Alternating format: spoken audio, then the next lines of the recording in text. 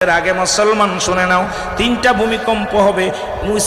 ইমাম মেহেদী আলাইহিস সালাম প্রকাশের পরে তিনটা ভূমিকম্প হবে। একটা ভূমিকম্প হবে পূর্বাঞ্চলে, একটা হবে মধ্যপ্রাচ্যে, একটা হবে পশ্চিমাঞ্চলে।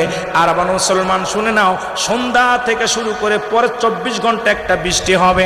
যখন ইয়াজিদ মওজুদ দুনিয়ার মধ্যে আগমন করবে, এগুলো পদ্মা, মেঘনা, যমুনার সমস্ত পানিগুলো খেয়ে ফেলবে। এই জমিনের মধ্যে পানিগুলো খেয়ে ফেলবে। সবাই চলে যাবে ইমাম মেহেদী আলাইহিস সালামের কাছে, বলবে হে ইমাম মেহেদী আপনি দোয়া করেন। ইমাম মেহেদী আলাইহিস সালাম দোয়া করবে।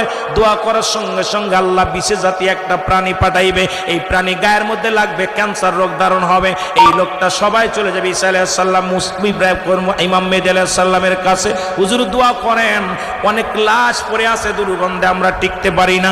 আল্লাহর কাছে ইমাম মেহেদী আলাইহিস সালাম দোয়া করবে। আল্লাহ পাক কাক জাতীয় একটা প্রাণী পাঠাবে। এই কাকগুলো এসে মানুষের গোশতগুলো খেয়ে ফেলবে। সেই গোশতগুলো, হাড্ডিগুলো পড়ে থাকবে। ইমাম মেহেদী আলাইহিস সালামের কাছে আবার লোকজন দৌড়ায়া যাবে, হে হুজুর একটু দোয়া করেন, আমাদেরকে বাঁচান। আল্লাহ তাআলা তখন একটা বৃষ্টি বর্ষণ করবে। এই বৃষ্টিতে পদ্মা, মেঘনা, যমুনা সমস্ত নদীগুলো আবার ভরপুর হয়ে যাবে। পৃথিবীর হাড্ডিগুলো ভেসে ভেসে নদী নালার মধ্যে প্রবেশ করবে। এই জমিনের মধ্যে শান্তি ফিরে আসবে, মানুষ অবমাননা দূর হয়ে যাবে। মুসলমান দুনিয়ার যত সম্পদ আছে, এই সম্পদগুলো উত্তোলন হয়ে যাবে। কোনো বৈজ্ঞানিক লাগবে না, কোনো কল লাগবে না, কোনো মেশিন লাগবে না। আল্লাহ পাক নিজ থেকে একা একাই সমস্ত খনিগুলো উঠে যাবে, মানুষগুলো ভোগ করবে। মানুষের মধ্যে অভাব থাকবে না, সুন্দরভাবে প্রবেশ করতে লাগবে, সুন্দরভাবে ইবাদত বন্দেগী করতে লাগবে।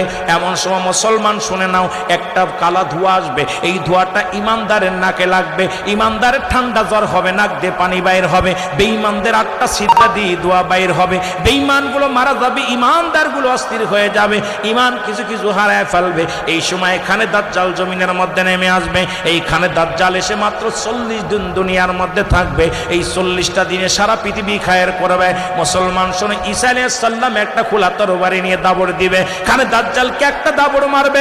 দৌড়ায়া দাবড়াইতে খানে দাজ্জাল কাবা শরীফের কাবা শরীফের ডান গেটের সামনে দাঁড়াবে। ঈসা আলাইহিস সালাম তার খোলা তরবারি দিয়ে এক কবিতারে দ্বিখণ্ডিত করে ফেলবে। ঈসা আলাইহিস সালাম যখন হত্যা করবে খানে দাজ্জালকে, আমার আল্লাহ বলবে আজরাইল যাও যাও, আমার ঈসা আলাইহিস সালামের মিশন শেষ হয়ে গেছে, তাকে তাড়াতাড়ি নিয়ে চলে আসো। ঈসা আলাইহিস সালামের ইন্তেকাল হয়ে যাবে। ঈসা আলাইহিস সালামের দাফন কাফন কোথায় হবে নবীজি বলে গেছে।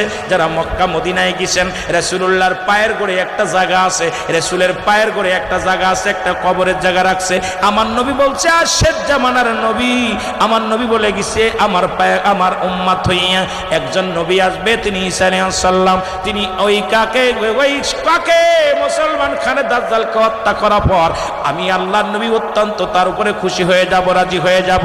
আমার পায়ের গোড়ে একটু জায়গা রেখে দিলাম, এই পায়ের গোড়ে ঈসা নবীর কবর হবে। জোরে জোরে চিল্লায় বলেন মারহাবা। রাসূলের পায়ের গোড়ে আজও পর্যন্ত একটা কবরের জায়গা আছে। ইতিহাস পড়তে হবে, দেখতে হবে, কিতাবাদি পড়তে হবে। এই জায়গা হবে ঈসা আলাইহিস সালামের কবর। ঈসা আলাইহিস সালামের দাফন জানাজা পড়াবে কে? হযরত ইমাম মেহেদী আলাইহিস সালাম। জানাজা পড়ানোর পর ইমাম মেহেদী একাকার হয়ে যাবে, শুধু কাঁদবে, আল্লাহ আমি যার সাথে আমার একটা সঙ্গী দিলা তার তুমি নিয়ে গেল, আল্লাহ ও আমার আল্লাহ আমি এখন একাকার হয়ে গেলাম।